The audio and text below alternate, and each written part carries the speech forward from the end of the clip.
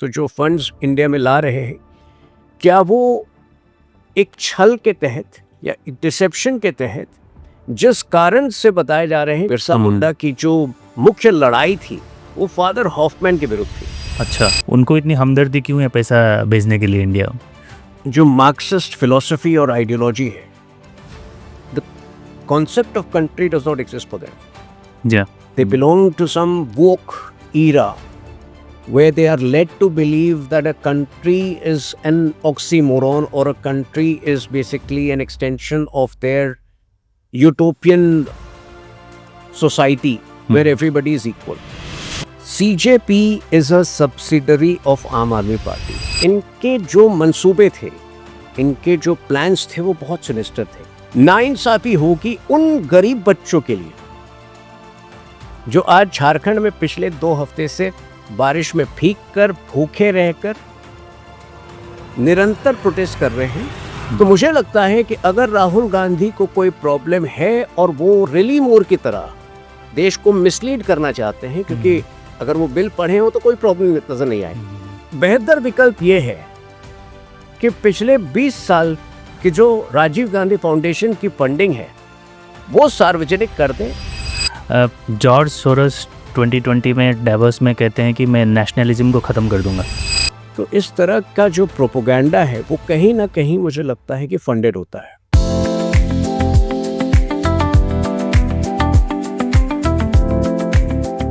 Great to have you on the show Tuhin ji. My pleasure Janmejay. अभी FCRA पे बहुत बात चल रही है तो वहीं से शुरू करते हैं। गवर्नमेंट को अभी क्या ज़रूरत पड़ी अचानक से कि FCRA का amendment bill FCRA amendment bill का उद्देश्य बहुत साफ है। जो NGOs फॉरेन फंड्स प्राप्त करते हैं उनमें ट्रांसपेरेंसी होना चाहिए, उनके ऑपरेशंस में अकाउंटेबिलिटी होना चाहिए, और ये सब जुड़े हैं भारत की सॉवरेनिटी के साथ। तो कोई भी क्लॉज आप मुझे दिखा दीजिए। Riley Moore, I think Riley Moore is the US lawmaker who had spread this canard that this bill would pave the way for religious takeover of minority institutions. Either he has not read the amendment bill or he is a compulsive propagandist like our leader of opposition Rahul Gandhi. तो इसमें कोई भी ऐसा clause नहीं है। इसमें मूल तौर पर it entails the setting up of a body, a regulatory body,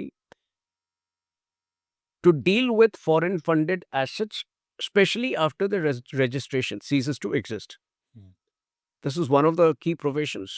Among the other provisions is to keep a tab on proselytization activities. तो जो funds इंडिया में ला रहे हैं, क्या वो एक छल के तहत या डिसेप्शन के तहत जिस कारण से बताए जा रहे हैं कि वो लाए जा रहे हैं, उस कारण में उस उद्देश्य से उनके उपयोग होने के बजाय क्या वो अलग कारणों में उनका प्रयोग हो रहा है? तो इन चीजों को रोकने के लिए है।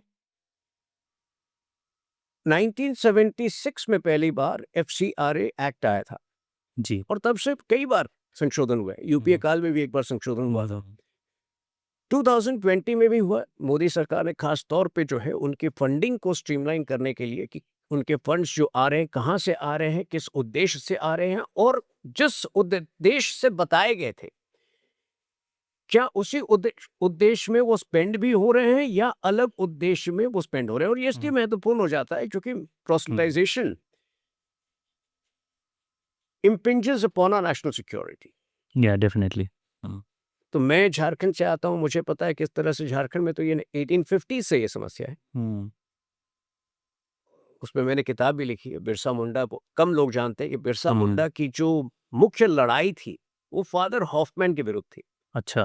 Father Hoffman was a predatory proselytizer, if I will call it.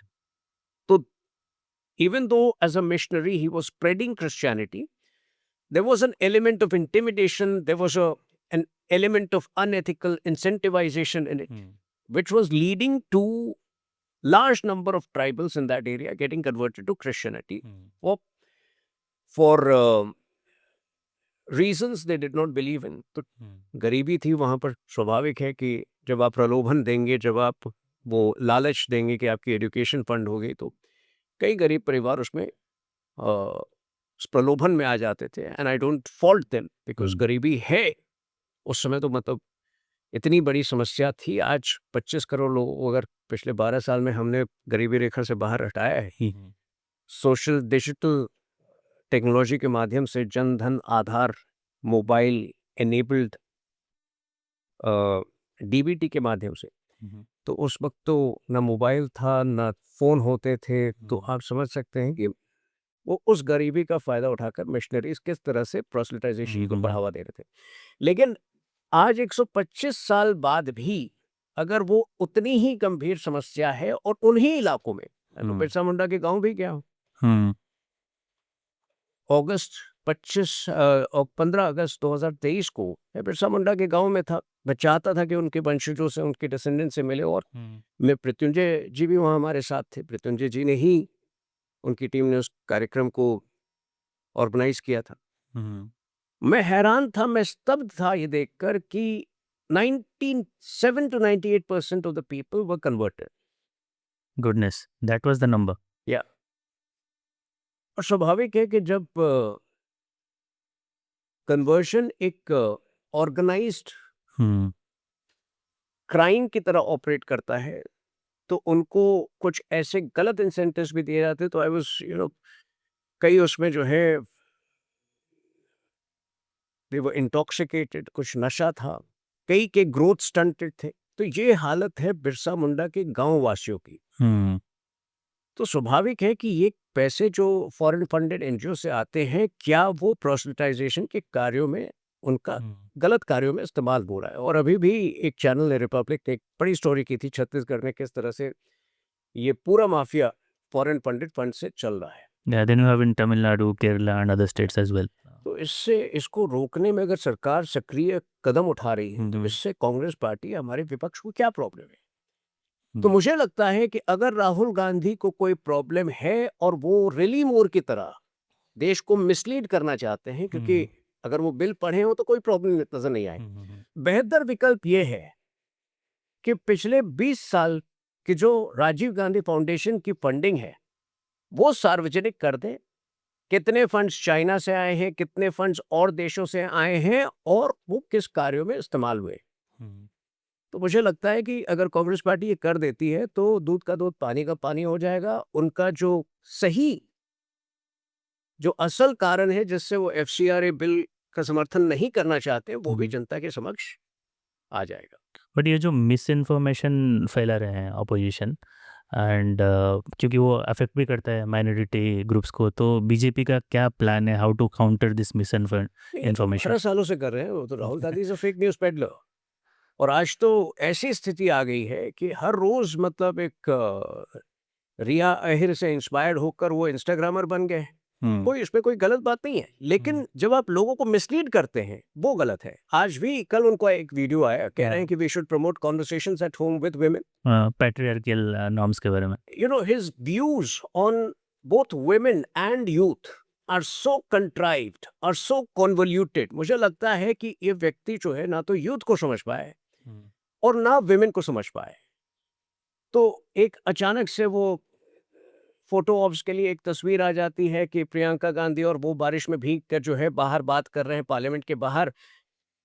If that is his way of encouraging conversation, शायद उनको पता ही नहीं है कि भारतीय परिवारों में, भाई बहन में भी, माँ बेटे में भी, पति पत्नी में भी संवाद का अभाव कभी नहीं रहा है। हो सकता है विदेश में जब वो रहस्यमय टूर्स पर जाते हैं तो कुछ ऐसे लोगों के साथ समय बिताते हो जहाँ की वो broken families, I don't know the reason, but जिस तरह की बचकानी बातें वो करते हैं, we should encourage conversations at home, participation of women. वो तो सदियों से होते आ रहा है। वो होता ही आया है। और दूसरी बात कि who is he to pass a judgment on the Indian society of which he is not very well aware।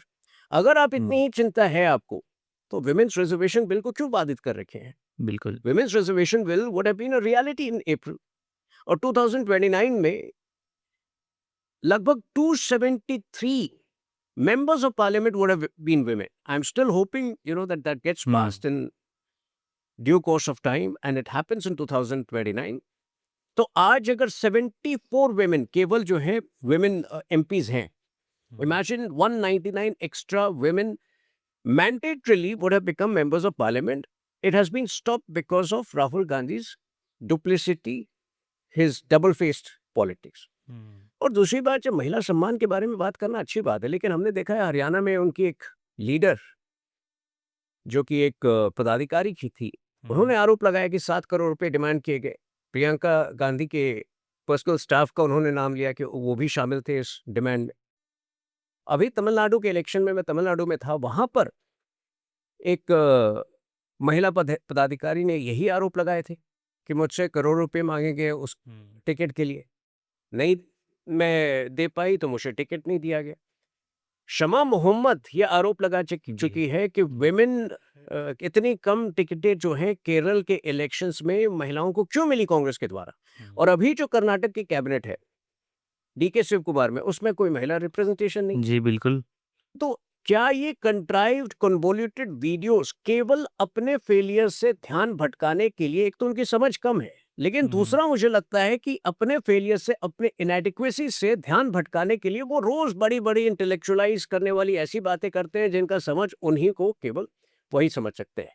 मुझे लगता है कि असल महिला सम्मान वो होगा कि जब आप रहस्य में विदेशी दौरे पर जाते हैं तो वहां भी आप, अगर कोई एक्सटेंडेड फैमिली, अगर मैं कह रहा हूँ, हाँ, आपने देखा होगा अभी उनकी एक तस्वीर आई थी किसी महिला के साथ हॉलीडेज पे। देखिए मैंने वो तस्वीर नहीं देखी, लेकिन मैं कह रहा हूँ कि कई बार तेज प्रताप यादव ने ये आरोप लगाया है कि विदेश में फैमिली है। मुझे नहीं पता और मैं इसमें घुसना भी नहीं चाहता हूँ कि मैं कह रहा हूँ अगर है, क्योंकि ये तो सत्य है कि 3-3 हफ्ते स्टूडेंट प्रोटेस्ट के बीच में अगर कोई व्यक्ति 3-3 हफ्ते बाहर जाता है तो कोई कारण होगा। वो कारण क्या है उसमें मैं नहीं घुसना चाहता हूँ, लेकिन यदि है, क्योंकि स्वाभाविक है कि जब आप जो है अपने सारे काम छोड़कर चले जाते हैं विदेश तो कोई कारण होगा। यदि एक्सटेंडेड फैमिली है तो मुझे लगता है कि महिला सम्मान की दृष्टि से उचित होगा कि उस एक्सटेंडेड फैमिली को स्वीकार करें। तो मुझे लगता है कि ये सारी चीजें जो हैं बहुत महत्वपूर्ण है। जब आप आके अचानक जो है जेन जी को लुभाने के लिए अब इंस्टाग्राम रील्स कर रहा है, तो उन बातों को भी आप समझे। जी। नहीं, ये तो वॉक द टॉक वाली बात हो गई ना, जब आप खुद नहीं करते हो, जो आप बोलते हो तो people can see through it. That is one. Absolutely. That is one. And then why is America so strict with this new FCRA amendment bill? उनको इतनी हमदर्दी क्यों है पैसा भेजने के लिए India? Well, obviously, evangelism is one of the scourges, one of the problems which foreign funds have encouraged in India through some NGOs, but it does not get confined to that. Mhm. Propaganda. See, India is a rising power, and India has remained the fastest growing large economy for the last 7-8 years consistently. Yeah, straight. Yeah. तो जहाँ हमारी 6.8% आज भी GDP growth हो रही है, कई Europe की इकोनॉमीज हैं which are struggling with barely 0.5-1% growth. Growth. Yeah. And given the size of India's population, given the demographic dividend, India enjoys a massive demographic dividend which will be there for the next 15 years at least, and which may, begin to downslide 2055. तो ऐसे में obviously India is the biggest consumer market. India is the biggest market in the world. तो कोई नहीं चाहता है कि जो समृद्धि भारत में आने वाली है, सबको पता है। कंसिस्टेंटली मोदी जी की पॉलिसीज ऐसी रही है कि जब पूरा विश्व आज से 4 महीने पहले त्रस्त था, कई देशों में जो है पेट्रोल पंप्स खाली हो गए थे, तो उस स्थिति में भी हमारी एनर्जी सिक्योरिटी महफूज थी, सुरक्षित थी। तो I think many Western powers are intimidated. They tend to be intimidated by India's galloping rise. और स्वाभाविक है कि ऐसी स्थिति में जो हमारी संस्कृति की बुनियाद है वो सनातन मूल्यों पर आधारित है, और सनातन आबादी को घटाने का एक प्रयास आज से नहीं, वो 1947 से चल रहा है। जब से देश आजाद हुआ है, illegal migration was institutionalised by the Congress party. तो गोपीनाथ बरदोलोई जो पहले मुख्यमंत्री थे असम के, उन्होंने 1948 में पहली बार खत लिखा था पंडित नेहरू को कि if this problem of migration from across the border is not stopped, Assam is staring at a grave problem. और ये अलग अलग फॉर्म लेता रहा। डेमोग्राफी डिस्टॉर्शन तो है, जो तो proselytization is another form of या ट्रिगरिंग अ डेमोग्राफी डिस्टॉर्शन। तो ऐसी स्थिति में स्वाभाविक है कि जिन सनातन मूल्यों पर हमारे समाज की नींव रखी गई है, हमारी प्रगतिशील और प्रोग्रेसिव मानसिकता जहां से पैदा होती है, उसको कमजोर करने के लिए धर्मांतरण गिरोह को बढ़ावा देना बहुत जरूरी है। That's और इसे what प्रोपेल भी Western- किया जाता है कि वो रिग्रेसिव है इंस्टेड। Yes, वो तो Hindu phobia is institutionalised by the Congress party. Hmm, पिछले एक सप्ताह में अगर आप पार्लियामेंट पे देखें, डिबेट हो रहा था स्टूडेंट इश्यूज पर, नीट पर, तो प्रियंका गांधी वाड्रा को क्या जरूरत थी कि वहां आकर कह दे कि IIT Madras director V Kamakoti is a gaumutra gaumutra specialist. हाँ I guess her problem lies with the fact that V. Kamakoti ji, if I pronounce his name correct, V. Kamakoti ji is grooming the best of Gen Z who will be very erudite, who will, lead the startup ecosystem in India. Kind They of don't Gen Zs want that Congress don't economic want. surge. उसके बाद खारगे जी ने एक अचानक उसी discussion में कह दिया, मनुस्मृति पर अटैक किया, और फिर राम मंदिर चंदा चोरी पर जो इन्होंने बाहिया ड्रामा किया, जहाँ साधुओं को दिखाया गया कि वो चंदा चोरी कर रहे हैं पप्पू यादव जी द्वारा। तो मुझे लगता है कि ये कहीं ना कहीं Congress party has been a tacit facilitator of proselytisation in the country.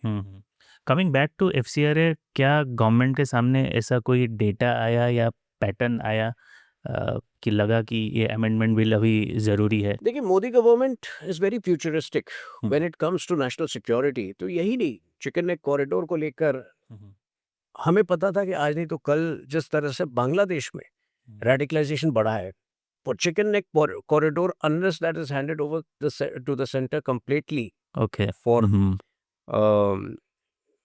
for surveillance and for security purposes, वो आगे जाकर प्रॉब्लम बनने वाला। तो हम तो फ्यूचरिस्टिक हैं। Prime minister Modi has talked about the high powered demography mission. उसका उद्देश्य ही ये होगा कि जिन बॉर्डर एरियाज में अभी तक अनअबेटेड इलीगल माइग्रेशन चल रहा था, उसको कैसे रोका जाए और उसको कैसे रिवर्स किया जाए। So already Home Minister Amit Shah has set up the commission. Home Minister Amit Shah has been repeatedly traveling to border areas to get a first-hand sense of the situation. अब एक चुनौती ये थी कि कई border areas में हमारी सरकार नहीं थी। असम में हमारी आई तो आपको पता है असम में कई ऐसे कदम उठाए गए हैं। जी। असम में 18 साल से बाद के बच्चों को अब आधार कार्ड नहीं दिया जा रहा है, because obviously it implies that suddenly you've made a lateral entry into the country and there is something spurious about wanting an Aadhaar card, which ideally should come in the first Very couple of doubtful. years. Similarly,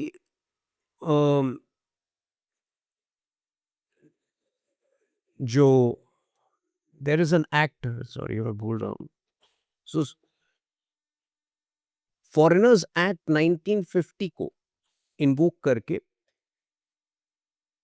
जो district magistrate हैं border districts को, उनको empower किया गया है कि जो illegal migrants आते हैं, you have the right to identify them based on assessing their relevant papers and you can just push them away, push them back into Bangladesh. तो ये मामला कोर्ट तक जाता ही नहीं है। दूसरा, सर्विलेंस हैज इंक्रीज। सो लोग कहते हैं कि आपने असम में क्या किया, कितने लोगों को वापस भेजा। देखिए, वापस भेजना एक लंबी प्रक्रिया है, लेकिन हमने एंट्री पॉइंट सारे रोक दिए। वो अपने आप में एक बहुत बड़ी उपलब्धि है। अगर 2016 में भाजपा की सरकार असम में नहीं आई होती तो आज जो वहां का पॉपुलेशन है, Muslim population, that would have been somewhere in the vicinity of 50%. So arresting that increase to 36-37%, which is what it is right now, has been a spectacular achievement of Himanta Biswa Sharma ji. And Himanta Biswa Sharma ji has been very candid.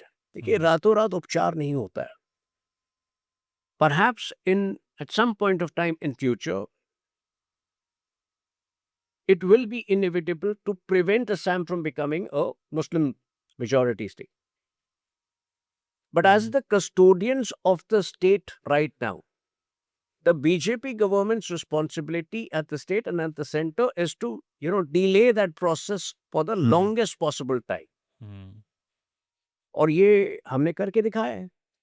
तो कोई सोच नहीं सकता था कि तीसरी बार, आज से 15 साल पहले कांग्रेस की जो पॉलिसी होती थी कि एक तरफ माइनॉरिटी वोट, दूसरी तरफ हिंदुओं को बांट दो, कोई आज से 15 साल पहले सोच नहीं सकता था कि 3 बार सक्सेसिव मैंडेट के साथ और ओवरवेलमिंग मैंडेट के साथ बीजेपी की सरकार असम में आ सकती है। वो आई। बंगाल में यही हुआ। 207 208 सीट्स कोई कल्पना नहीं कर सकता था। तो I think people also realize that our seriousness on national security issues is something which this country has not seen before. And that commitment is what makes us feel that FCRA amendment bill is a necessity. And in fact, this is the 4th amendment by the Modi government itself. तो हर बार जब हमें लगता है कि यहाँ से कुछ जो है nuts and bolts टाइटन करने हैं, यहाँ से कुछ और इम्प्रूवमेंट करना है, तो अब तो it's a government and Modi ji personally is committed to reforms in every sector. FCRA is the foreign currency regulation is just one of them. Any other measures to control the narratives and the influence of the West on students and universities in India, like you have seen SIMI, ISA, Indian knowledge the systems, JN. Indian knowledge systems बहुत जरूरी है और NEP के तहत Indian knowledge systems को बढ़ावा भी दिया जा रहा है। तो देखिए, एक जो मार्क्सिस्ट फिलॉसफी और आइडियोलॉजी है, the concept of country does not exist for them. Yeah. They belong to some woke era where they are led to believe that a country is an oxymoron or a country is basically an extension of their utopian society where everybody is equal. Why should one demand equality when one person works assiduously industrially? I mean, when one person works assiduously for the country and the other person becomes a professional Andolanjeevi. Because Why I want a piece in the pie without any hard work. So why should then, both of them be treated equally? देखिए, ये student छात्र आंदोलन ने बहुत सारी सच्चाई जो under बेली है यूथ पॉलिटिक्स की, वो देश के समक्ष एक्सपोज कर दिया है। CJP is a subsidiary of आम आदमी पार्टी। एक तो सबसे पहले मुझे पता नहीं कौन महत्वाकांक्षी युवक, कौन आत्मस्वाभिमानी युवक अपनी पार्टी का नाम कॉकरोच रख सकता है। तो एक तो मतलब जो लोग रखते हैं इस प्रकार का नाम, आप उनकी मानसिकता समझ सकते हैं, वो केवल और केवल समाज को नष्ट करने के लिए आए हैं। और वो तो ओरिजिनल है भी नहीं।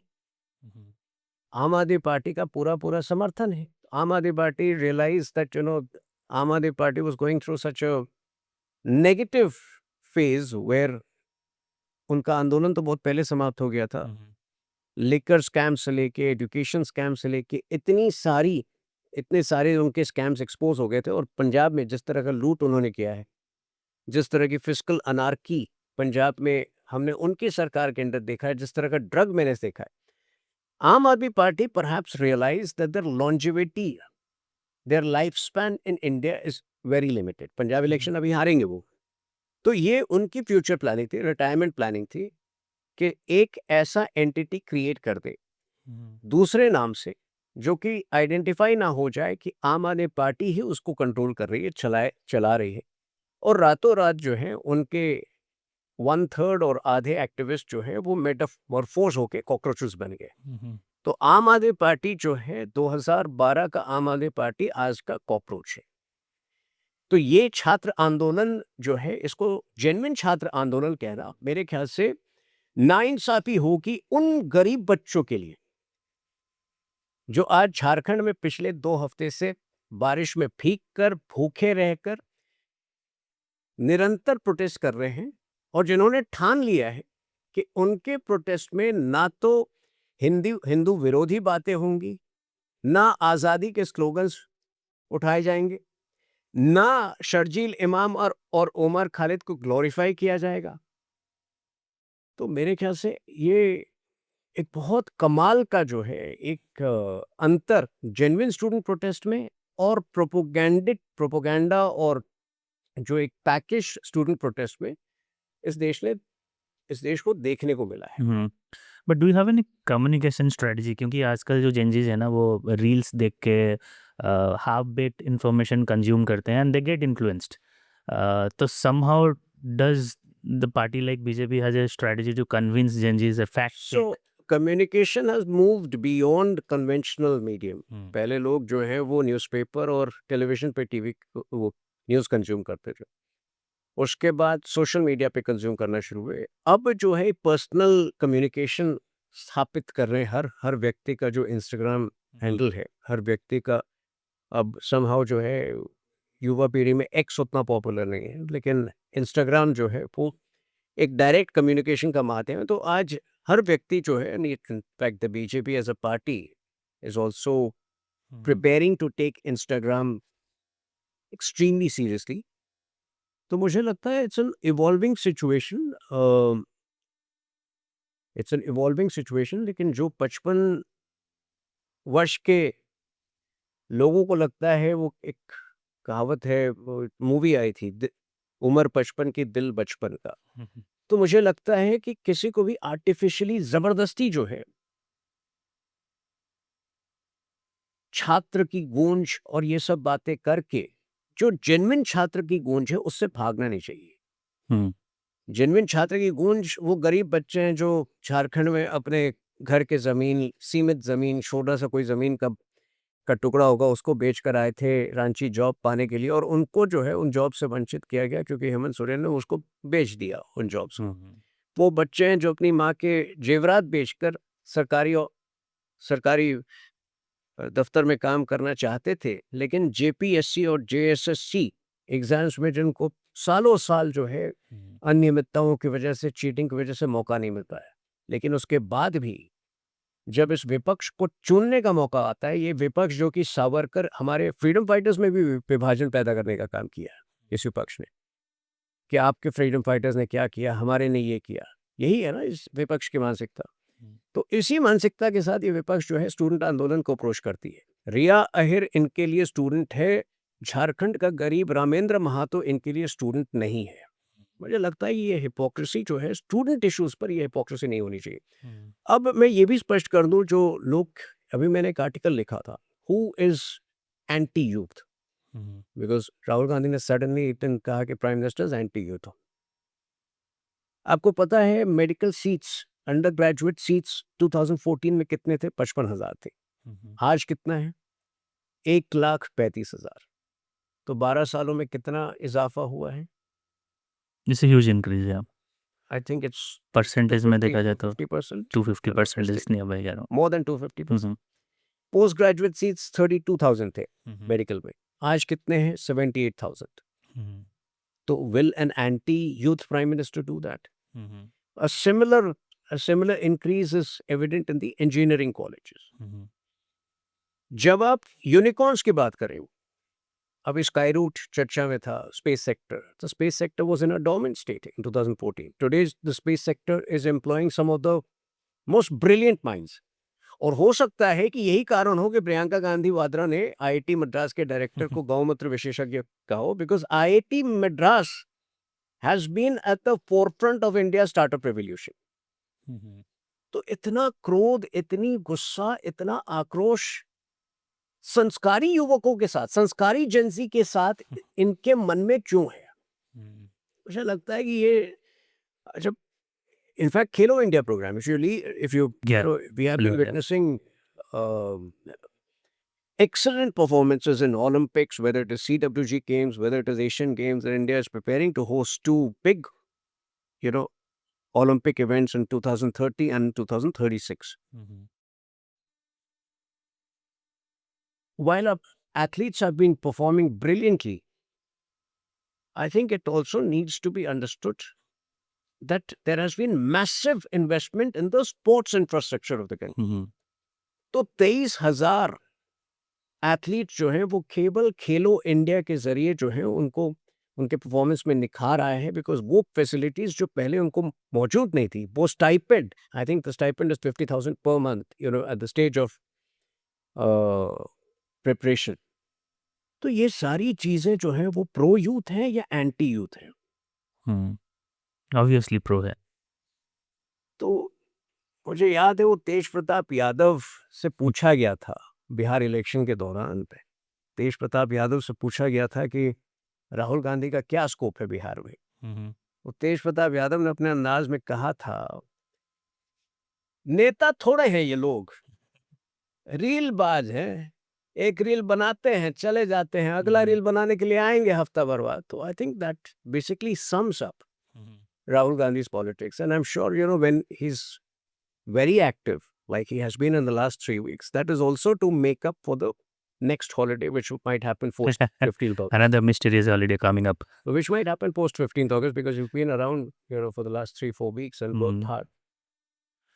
या नहीं, कम्युनिकेशन पे भी अगर मैं एज एन इंडिपेंडेंट ऑब्जर्वर देखूं, for Modi ji to come on Insta, it's kind of macro zoom out करके आप देखो तो it's a big thing for a communication type to देखिए, चेंज मोदी फ्रॉम जी के प्राइम बारे मिनिस्टर। में मैं आपको ये कह सकता हूँ, मोदी जी को मैं पहली बार 2013 में मिला, और जो उस वक्त वो मुख्यमंत्री थे। देखिए, उनकी जो he has a amazing I for detail, तो जो डिटेलिंग उनके हर कार्य में जाती है, जिस डिटेलिंग के साथ वो अपना हर मूव प्लान करते हैं, वो कोई और नेता इस देश में नहीं कर सकता है। So he understands people, he understands events, he understands, you know, what lies behind that. दूसरी चीज जो उनमें सबसे अच्छी और सबसे बड़ी सीखने वाली चीज है, वो है कंसिस्टेंसी, निरंतरता। तो जिस प्रकार से उन्होंने कभी आधे दिन का ब्रेक नहीं लिया, पिछले 12 वर्षों में नहीं, पिछले अब 25 वर्ष हो जाएंगे अक्टूबर 7 को जो है मुख्यमंत्री और प्राइम मिनिस्टरशिप का अगर आप कंटिन्यूटी देखिए, तो एक आधे दिन का भी उन्होंने ब्रेक नहीं लिया है। ये निरंतरता जो है ना, इतनी महत्वपूर्ण है कि आप एक रेस में, हो सकता है कभी आप स्लो डाउन करें, हो सकता है कभी कोई इंजरी हो, लेकिन मोदी जी इस रेस में लंबे समय तक इसी एकाग्रता के साथ, इसी फोकस के साथ और इसी डेडिकेशन के साथ यहाँ है। तो 2034 तक राहुल गांधी जितना छुट्टी मनाना चाहे, कोई वैकेंसी टॉप में नहीं है। ये चीज जो है उनको समझ लेना पड़ेगा। That's true, that's true. George Soros 2020 में डेवोस में कहते हैं कि मैं नेशनलिज्म को ख़त्म कर दूंगा। तो आपको लगता है जो बातें हो रही है आजकल, influence of George Soros and organisations like that, जिसका कनेक्शन है एफसीआरए में on influencing inside Indian politics? Potentially, possibly, I would say there could be a connection, because George Soros has been speaking against Prime Minister Modi-led India for a long time. और जो typical जब राहुल गांधी बाहर जाते हैं और जो बयान देते हैं कि democracy is in danger in India, जब वो अचानक किसी सिख युवा को उठा के कहते हैं कि you don't have the right to visit a gurdwara in India, तो इस तरह का जो प्रोपोगेंडा है वो कहीं ना कहीं मुझे लगता है कि फंडेड होता है, वो कहीं ना कहीं प्रोपोगेटेड और इंस्पायर्ड होता है। तो फंडिंग सोरोस से आ रही है या किसी नया कोई नया फंड उन्होंने ढूंढा है, बिकॉज अभी वो 2 हफ्ते बिहार इलेक्शन के पहले साउथ अमेरिका में भी थे, और किसी को नहीं पता चलता है क्या उनका शेड्यूल होता है। अचानक एक वीडियो आता है, एक इंस्टाग्राम वीडियो, तो 2 हफ्ते में अगर एक इंस्टाग्राम वीडियो बनता है तो बाकी समय भी तो कुछ हो रहा होता है ना। तो कोई ना कोई तो इसके पीछे फंडिंग कर रहा है। ये जो बहुत सारी जो anti India propaganda, democracy is in danger, press freedom is not there, अब वो कौन है वो पता करना जो है प्रेस का काम है, मीडिया का काम है और इंटेलिजेंस एजेंसीज का काम। बट कितना टफ स्टैंस लेनी चाहिए बीजेपी को इसमें? आप, मुझे लग रहा है थोड़ा सॉफ्ट है। See, as a government, we are agnostic to the challenges. Hmm, तो वो सोरोस वो नाम बदल सकते हैं, वो चैलेंजेस, हम्म, वो चैलेंजेस के नाम बदल सकते हैं, लेकिन जहां से भी एक चैलेंज का परसेप्शन है, our security agencies are monitoring the situation and they are keeping an eye. As a party also, I think we have been adequately pro-nationalist. In fact, there is the only party which is seen firmly on the side of nationalism and firmly seen as protecting the country's long-term strategic interests is the BJP. हम्म, तो even जो great Nicobar project था, आपने देखा है कितनी बार राहुल गांधी जाकर वहां पर मिसकंसेप्शंस फैलाते हैं। जी, और राहुल गांधी का शायद एक ही प्रॉब्लम था कि वो स्ट्रेट ऑफ मलाक्का से जो वहां पे प्रस्तावित पोर्ट है ग्रेट निकोबार आइलैंड में, वो शायद मात्र 150 किलोमीटर की दूरी पे है। Hmm, strait of Malacca contains 30% of the global sea trade happens through strait of Malacca. तो इंडिया एक ट्रांसशिपमेंट हब भी, बहुत बड़ा ट्रांसशिपमेंट हब भी पाता और एक जियो स्ट्रेटेजिक एडवांटेज भी पाता। अब सबसे ज्यादा इससे घबराहट होती है कांग्रेस पार्टी को। क्यों होती है वो उनको बताना है। जबकि दूसरे कंट्रीज जब ऐसे प्रोजेक्ट्स बनाती है which is of national importance तो उनका कुछ नहीं होता है, but when it comes to India तो एनवायरनमेंट खराब हो जाता है, ये मर जाते हैं इकोसिस्टम खराब हो जाता है। ये अर्ली 1970s में पहली बार कंसीव हुआ था। For the information of your viewers, ये पहली बार अर्ली 1970s में कंसीव हुआ था। If Congress governments did not have the compassion, if they did not have the conviction and the gumption to take strategic and futuristic projects forward, we cannot be faulted for it. We have worked at a very brisk pace because we realized that the inadequacies and the anomalies of the last 6 decades had to be corrected, and corrected fast before we foray into the next set of reforms, which is the Viksit Bharat vision of Prime Minister Modi, where potentially India's economy is going to shoot up to 25 to 30 trillion dollar economy by 2047. And that will be a reality. Because like I said, जो हमारी population है, जो हमारी human capital है, उसको कांग्रेस की सरकारों ने हमेशा एक डिसएडवांटेज के तौर पे देखा। पहली बार प्रधानमंत्री मोदी जी ने उसको एक एडवांटेज में कन्वर्ट किया, और वो दिख रहा है across sectors.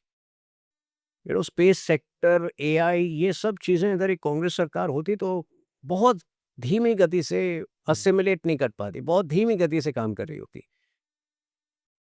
If you look at the AI summit which happened in February, that has opened up infinite possibilities for the Indian AI sector. India is at number 3 insofar as the AI market index is concerned. उसमें भी सबसे ज्यादा problem हुई थी Congress party को, तो last day वो हाँ वो striptease protest, I don't know what they were Yes, trying to घुस कन्वे। गए थे अंदर।